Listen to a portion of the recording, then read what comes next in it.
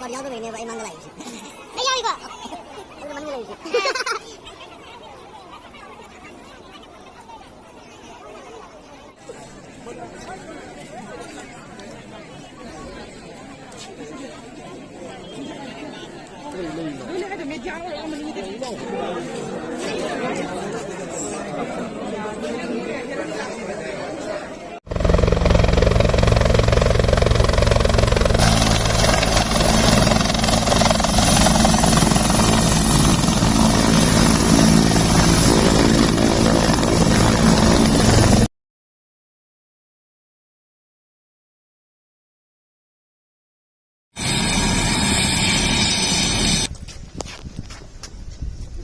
पीछे हो जाइए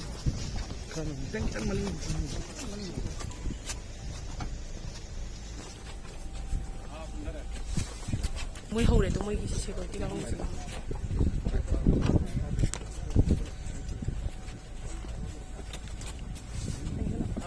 Hello Jili, come down again. Welcome to Jiri sir. Lagi. Oh, wah ini kok. Ini kau आगे आइए ना सर को भी करो मेन तो यही है इसकी वजह से अभी बीजेपी मिलने जा रहा हूँ हम लोग Thank you sir.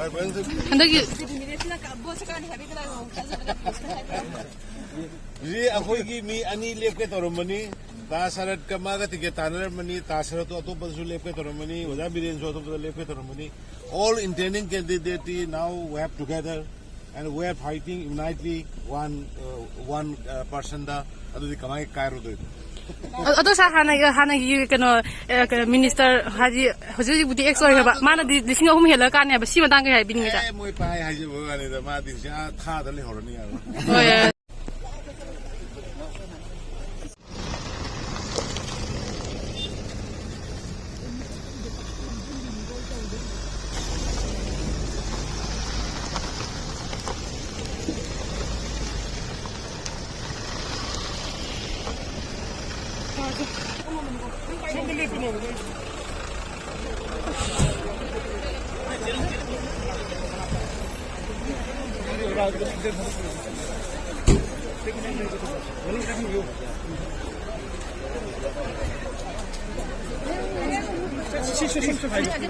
소만 다 이거 하이도 거기만 다 된다 이만 다 레비제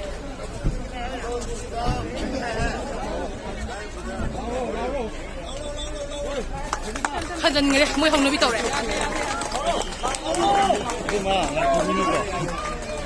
근데 내가 너희 라고 좀 놓아야 돼 정말 너무 깜빡 내가 너희 라고 Aduh gini kalbi. 나도 뭐 망이 내가 살 거거든 비우더나 아 시라데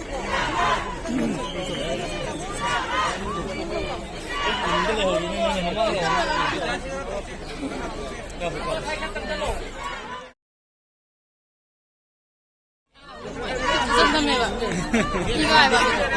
뭐 이거 내야 돼 Gua ya sih. Foto yang mau nasi kita mau dia.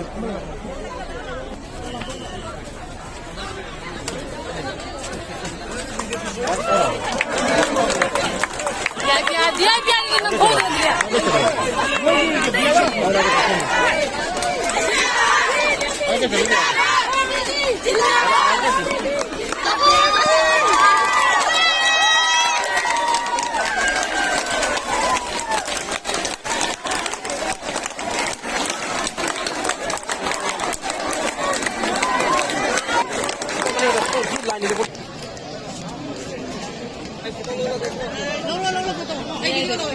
이거 온다 호노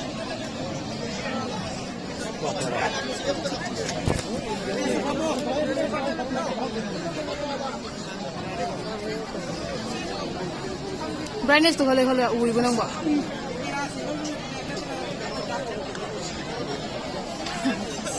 ang tas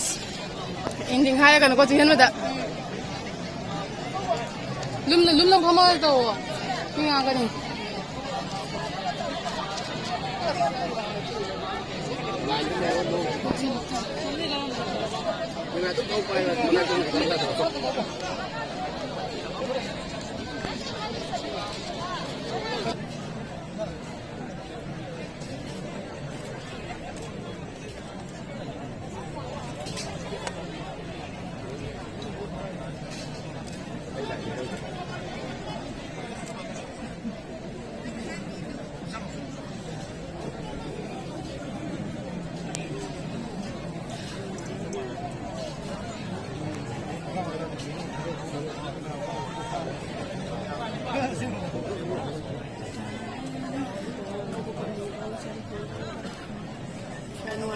the micro.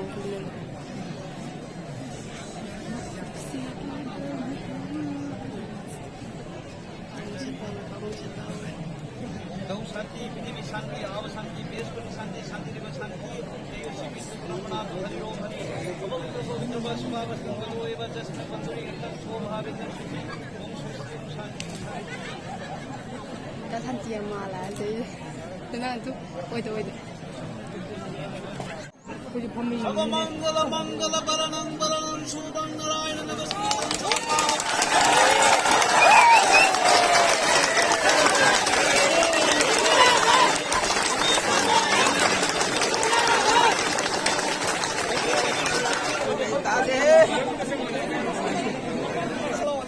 Manipur ke kai khuna jaraba honorable chief minister miyam gi CM ane khana biriba kai khuna jaraba sir N Biren Singna tirala hi singatire makhata basidi ekoi miyam gi oiba mitham mama uta thorgi playground sinjai koi gi meeting to form miyam gi mitham mon sinjari ba uta thor playground da ngasini phiral chingatpagi makha tarap thoram oina ekoi miyam gi oiba mitham amakak Mayam pun na hubat minaraga apun makojenga akwai sulangker ang minasi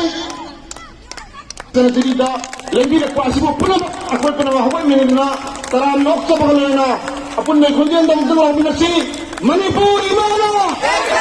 Manipur imana Sri Birandina Sri Birandina Sri Birandina Sri Buddha Chandrana Sri Buddha Chandrana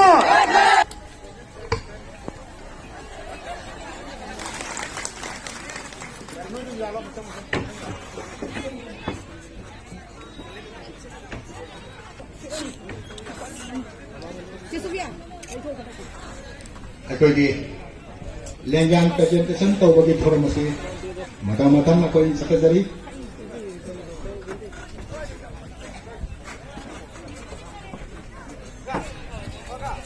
ꯇꯔꯥꯅꯤꯊꯣꯏ ꯁꯤꯡꯍꯒꯤ ꯋꯥꯅ ꯂꯦꯡꯕꯤꯔꯤꯕ ꯄꯨꯝꯅꯃꯛꯄꯨ ꯑꯍꯥꯟꯕꯃꯛꯇꯗ ꯏꯀꯥꯏ ꯈꯨꯔꯨꯝꯖꯔꯤ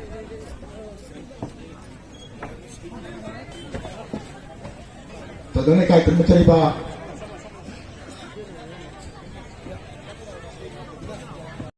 Chief Minister Yaubidana khwaidagi laibak phaba yamna aingonda ningba thungjaba numit adu ngasi asi oire aduga mathangda khoi kai thungjana sak oraba Assam gi Minister Shri Ashok Singhal ji itha thajadana yamna thajadana mafam masida ining tho sama jawba chu yaubidana program asi mapung phaba program amu goibasi asugi matik harau jare asugi matik aingonda nungai jaba phauji mathangda ngasigi thoram asiga mari lenana yamna chamna wahai khra aina thamjage tasengna election asi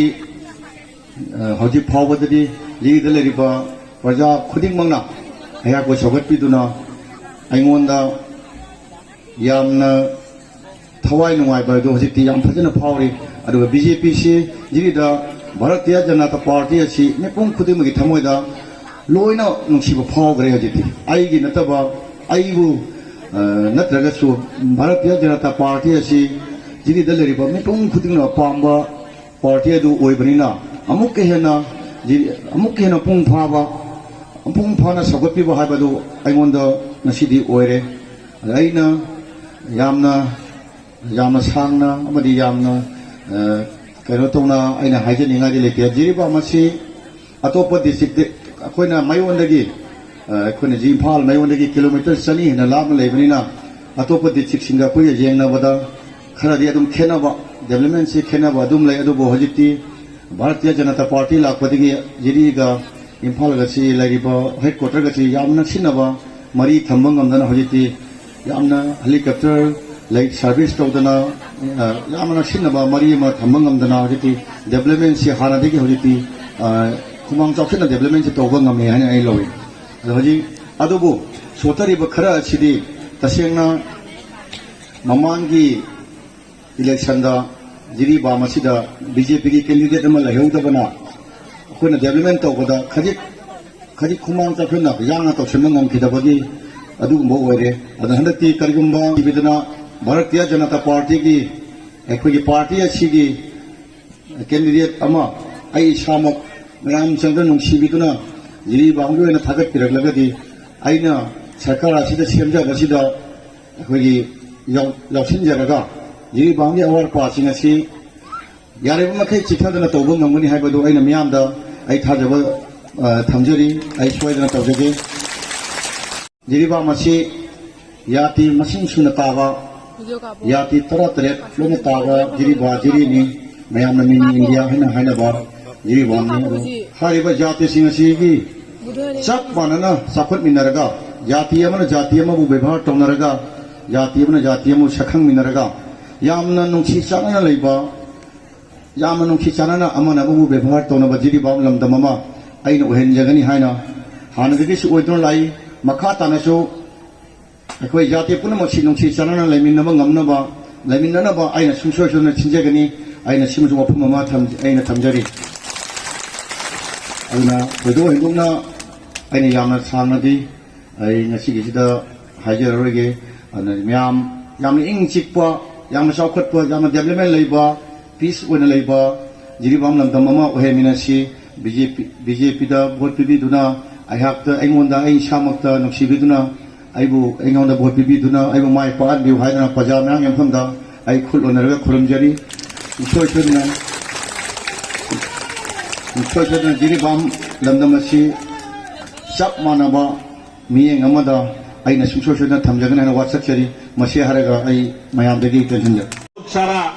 Bangla भाषी लोग भी है আপনাদের সবাইকে আমি একটা কথা বলতে চাই যে জিরিবামে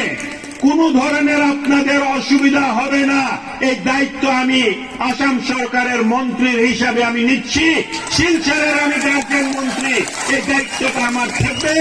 যেটার পর বুধচন্দ্র যত কাজ এখানকার করবে সমানভাবে কিন্তু আপনাদের কাজ করবে উনি আমাকে আসার সময় ঘরে বলেছেন যে দাদা আপনি বলে দেন আপনি বললে ওরা বিশ্বাস করবে আমি বিশ্বাস দিচ্ছি আপনাদেরকে যে জেকার পর বুধচন্দ্র আপনাদের হয়ে কাজ করবে আর কিছু যদি অসুবিধা থাকে আপনারা আমাকে ফোন করবেন আমি চলে আসবো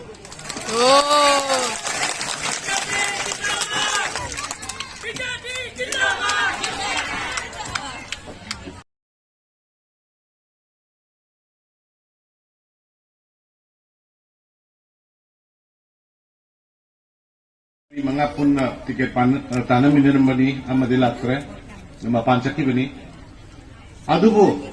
kaya ada wakal si saukong nage haibada Bharat Janata Party ke dumba parliamentary board na pirko tiket to madu akoi punamak pira ibadu to yare akoi punamak to ino thengna minirani haidana ware plogi diba sacrifice of giri bamoi ahum se masiki damak lai asoba kuba amu mayam bagi pa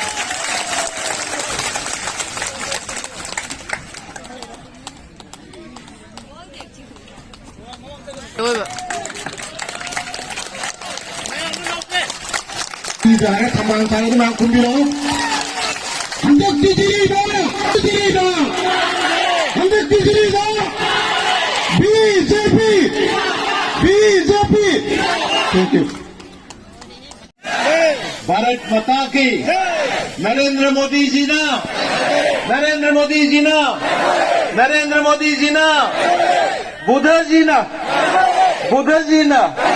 Buddha संसिटिशन तो कोई नहीं कोई असम से हम ज्यादा develop करने की कोशिश करना है कि नहीं तुम्हें को अदुना असम से हम लोग को ज्यादा डेवलप करने के लिए हम बीजेपी के कैंडिडेट चाहिए जिरी से और बीजेपी के एमएलए चाहिए हम को अदुना कोई पुण्य भजन लाइसे आईगी पॉलिटिक्स थी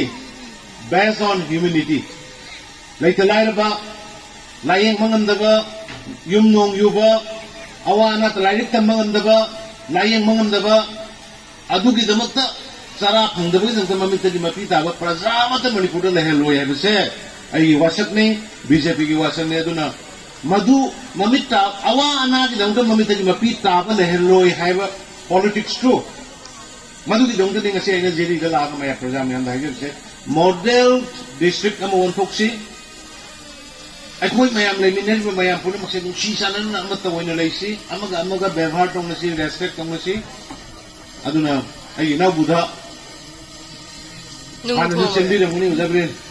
hoine experience ay muni na kara guide to loga buddha kisi Zabrin ne aduga tasarat ne aduga biljit kara maru ile ay lo sendi ngada suroga nanto lang jage kana Mayam